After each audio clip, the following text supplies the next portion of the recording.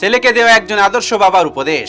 Number 1, জুতো সেলাই বা রং করতে চাইলে মেরামতকারীর সামনে পা বাড়িয়ে দিও না, বরং জুতাটা খুলে তুমি একবার মুছে দিও। নাম্বার 2, কখনো কাউকে কামলা, কাজের লোক কিংবা কাজের বুয়া বলে ডেকো না। মনে রেখো তারাও কারো না কারোর বাবা, মা, ভাই কিংবা বোন, সুতরাং তাদেরকে সম্মান দিয়ে কথা বলো। নাম্বার 3, বয়স, পদ, পদবীর দিক থেকে কেউ ছোট হলেও তাকে কখনো ছোট করে দেখো না, তাহলে তুমি ছোট হয়ে যাবে। নাম্বার 4, পড়াশোনা করে জীবন উন্নতি করো, কিন্তু কখনো কারোর ঘাড়ে পা দিয়ে উপরে ওঠার চেষ্টা করো না। নাম্বার 5, কাউকে সাহায্য করে পিছন ফিরে চেও না, সে লজ্জা পেতে পারে।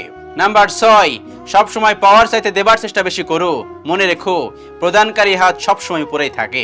নাম্বার 7, এমন কিছু করো না যার জন্য তোমার এবং তোমার পরিবারের উপর আঙুল ওঠে। নাম্বার 8, পিতা তখন সন্তানকে আবার বলছে, বাবা, ছেলে হয়ে জন্ম নিয়েছো, দায়িত্ব এড়িয়ে যেও না। নাম্বার 9, তোমার কি আছে তা তোমার গায়ে লেখা নেই, কিন্তু তোমার ব্যবহারই বলে দেবে তোমার পরিবার কোথায় আছে এবং তোমার পরিবার তোমাকে কি শিক্ষা দিয়েছে।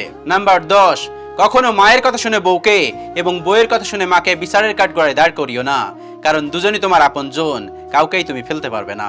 নাম্বার 11, কারোর বাসায় নিমন্ত্রণ খেতে গেলে বাসা থেকে দুমুঠো ভাত খেয়ে যেও, সবসময় মনে রেখো কারোর ভাতের পাতিলের আশায় থেকো না।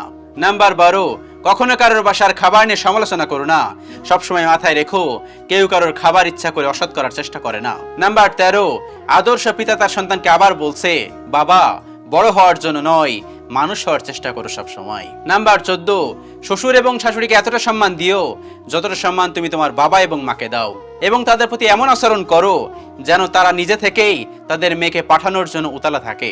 নাম্বার 15, সব সময় নম্র এবং ভদ্রভাবে কথা বলো এবং ভদ্রভাবে চলো, কিন্তু অন্যায়ের সঙ্গে কখনোই আপোষ করো না। এই কথাগুলো তুমি মাথায় রেখো, এগুলো একজন আদর্শ পিতার তার সন্তানকে দেওয়া উপদেশ। আল্লাহ রাব্বুল আলামিন আমাদের সকলকে বোঝার তৌফিক দান করুন, আমিন।